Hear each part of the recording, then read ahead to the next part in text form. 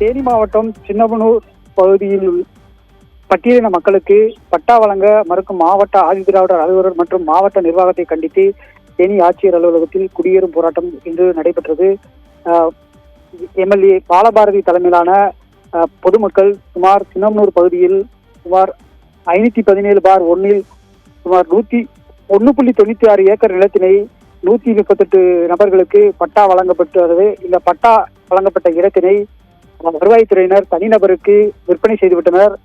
இது குறித்து கடந்த 3 ஆண்டுகளாக பட்டியலின மக்களுக்கு பட்டா வழங்க மறுக்கும் மாவட்ட ஆதிதிராவிடர் அலுவலர் மற்றும் மாவட்ட நிர்வாகத்தை கண்டித்து தொடர் போராட்டம் நடத்தி வருகின்றனர்.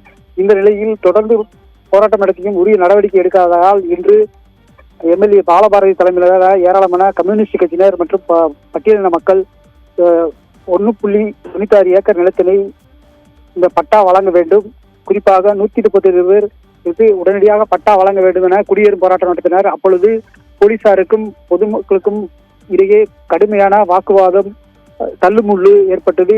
அப்பொழுது காவல்துறையினருக்கும் பொதுமக்களுக்கும் இடையே வாக்குவாதம் தொடர்ந்து நீடித்து வருகிறது. தற்பொழுது பொதுமக்கள் போராட்டம் தொடர்ந்து நடைபெற்று வருகின்றனர். மாவட்ட ஆட்சியர் தலைமையில் தற்பொழுது பட்டா வழங்குவது குறித்து ஆதிதிராவிடர் நலத்துறை பொறுப்பு அலுவலர் நல்லையா தலைமையில் பேச்சுவார்த்தை நடைபெற்று வருகிறது. பட்டா வழங்கினால் மட்டுமே போராட்டத்தை கைவிடுவோம் என்று தொடர் போராட்டத்தில் ஈடுபட்டு வருகின்றனர்.